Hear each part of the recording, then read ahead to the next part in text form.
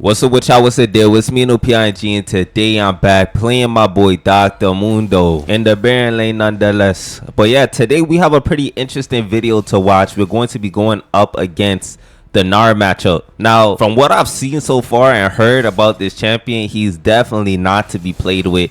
He's not only a ranged champion, but he actually turns into a bruiser once his raid stacks are fully complete. So I'll definitely have to find a workaround in order to play up against the Gnar. But yeah, I ain't gonna do too much talking. Without further ado, let's get right into it.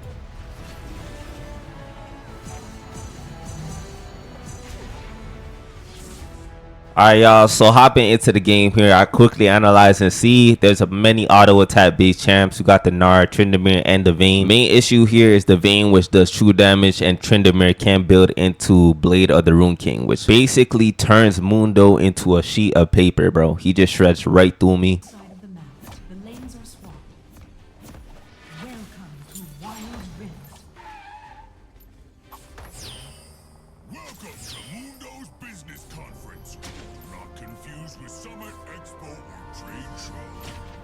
Alright, so walking into lane here, kind of unsure about how this laning phase will actually play out. I do know that Gnar is a pretty strong champion, but he is also ranged, so I don't think he has as much HP as I do, so he should be vulnerable to getting poked down by my Q. Honestly, I feel like the worst thing about the Gnar matchup is his mobility once he does get the 3-stack on you. It works similar to the way that Vayne works, but instead of doing true damage, he just gets a movement speed boost, and that makes it extremely difficult for me to actually stick onto Gnar and dish out my damage. So should be pretty interesting. Gnar ends up taking a turret shot. We will just take that, really just trying to focus on farming safe. He is getting chunked out by a lot here, so I'm playing up pretty confident. We actually do force him to actually take up his fruit here, so we're gonna take that. Wanted to land the Q, went pretty wide on that, is what it is. My main mindset here is to be weaving in my Qs, hopefully hitting the Gnar, and whenever my E is up, I will be poking them down with that. And I feel like that's possibly one of Mundo's top qualities, is the fact that he's able to whittle down the enemies without really having to interact with them. But yeah, though, we're landing a lot of abilities, so I'm gonna take this all in. Honestly, could have burnt my ghost, but was trying to be conservative with it. Gonna land my E. He almost has his full raid stacks, and honestly, I was kind of scared here, but I ended up taking a turn with a Q auto E, taking out the Gnar. Honestly, when he does get into that rage form, though, he actually gets a lot of HP, which is kind of scary for me. Definitely something I'm going to have to get used to. But regardless, I'm going to take this opportunity to pick up some plates off a turret here. And Tryndamere is popping off in the bot lane, bro. Or in the mid lane. Picking up a double kill, triple kill, bro. It's not looking too good.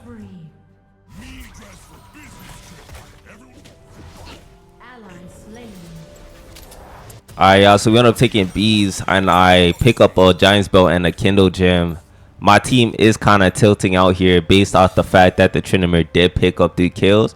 I'm telling them just to calm down. We're going to scale into the late game. Let's just take it easy and just focus on playing better, bro. Simple. Just because you lose or you make a mistake in the early game should not determine the rest of the game. So, yeah, I'm just farming into the Gnar. We do have a slight lead into him. I do see that my Kindred is playing towards my side, so not too afraid of taking this trade. Didn't even pop my ult yet. We whittle him down. Kindred ends up rotating, end up flashing. Wanted to auto E him. Kindred ends up picking up the kill, is what it is. We take those anyways. 70 gold off of my artist deal, so now we have one of our power spikes ready to buy in shop, which is amazing. We'll help ourselves to another demolish proc on his turret. Picking up 2 planets this time, and we're in a really good state.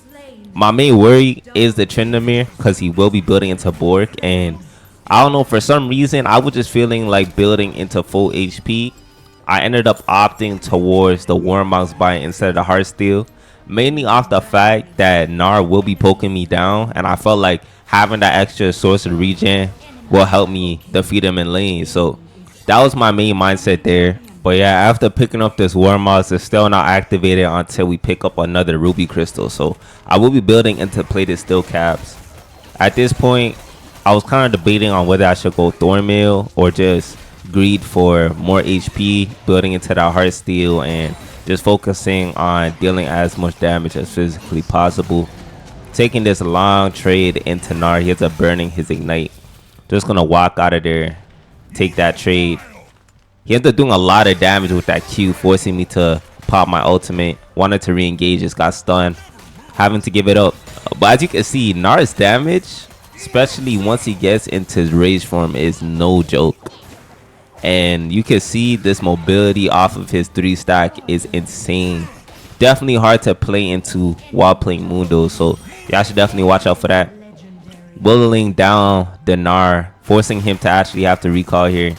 Gonna take full advantage of this, take more plays, build into my play. Still caps. Life is good.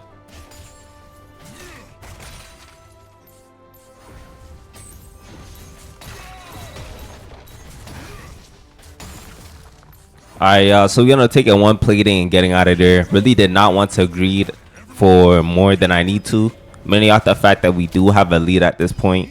We'll be picking up that player still caps, plotting on whether I should go Heart Steel or Thornmail. Gonna land on that Heart Steel buy, cause I'm mad greedy, but in a realistic standpoint, I possibly should have went for that Thornmail just because of all of the auto attack based champs on the enemy team. Would have made my life a lot easier.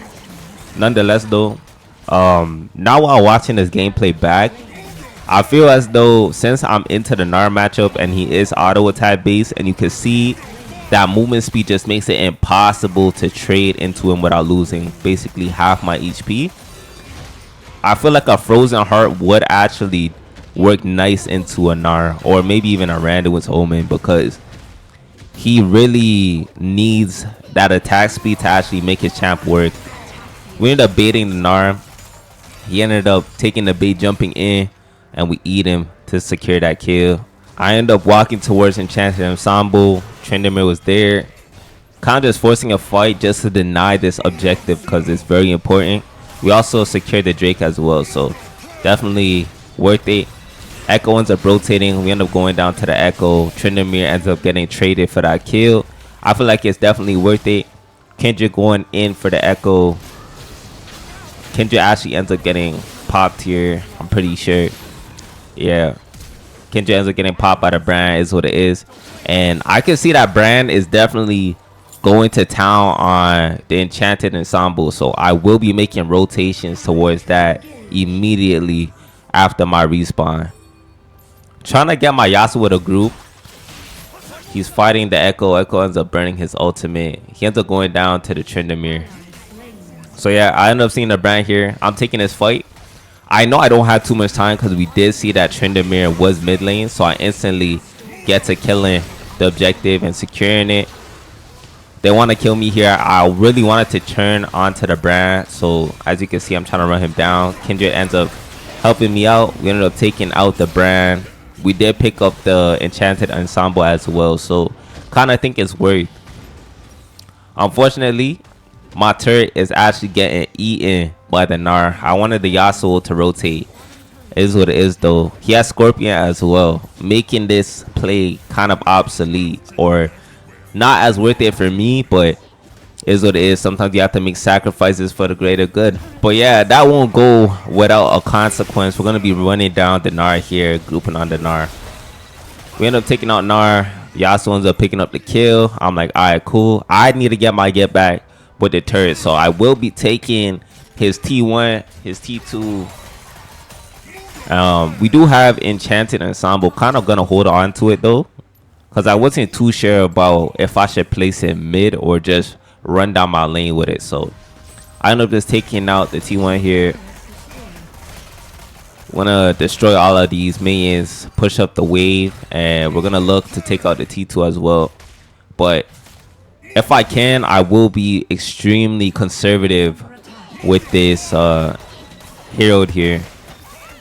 See, Gnar just trying to push out the wave. He doesn't want me to push it in to his turret.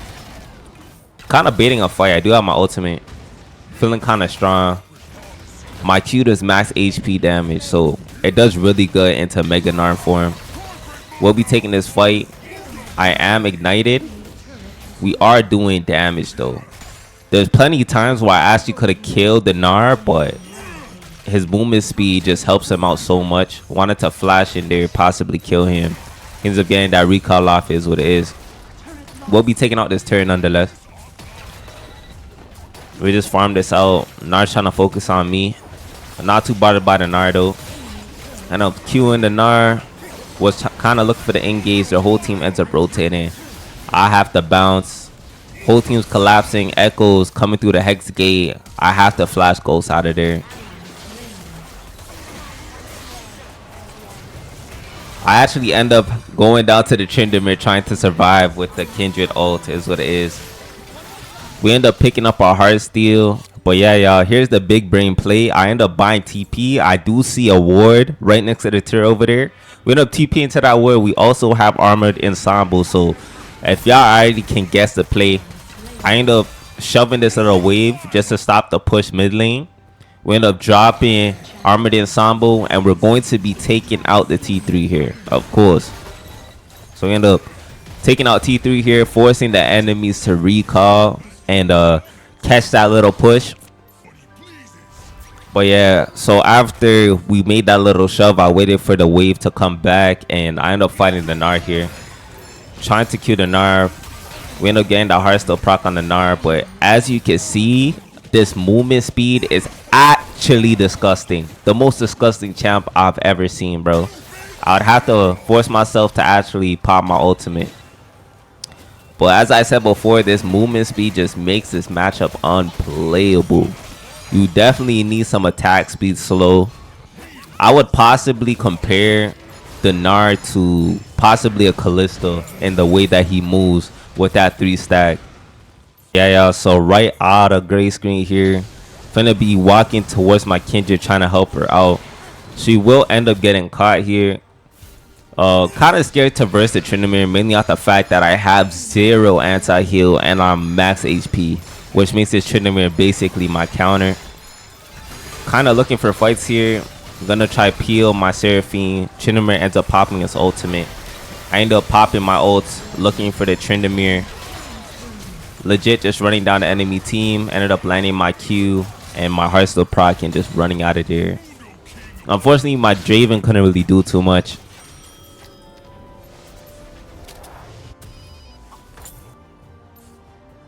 Alright, y'all, so off of that recall, I return back to my lane. Baron is up. I will be just farming out the main waves, really trying to farm for my Titanic Hydra spike. That's my main worry. Draven is towards the bot side trying to push out. We do see that Brand is actually bot side clearing that main wave, so we should have the advantage. I do see that Chin's here. I end up baiting him heavy, popping my ult last second. Tryndamere ends up getting popped. We get that shutdown for 1,000 gold. Trying to run down this Vayne here. Only reason I continue to chase is because this little team fight can easily play out into a Baron. So we're just running down that Vayne. She ended up going down with the E. We have my Titanic Hydra by. Echo ends up going down. This is the perfect time to do Baron. So right off of that one mistake, we're instantly back into the game. So I was definitely happy about that.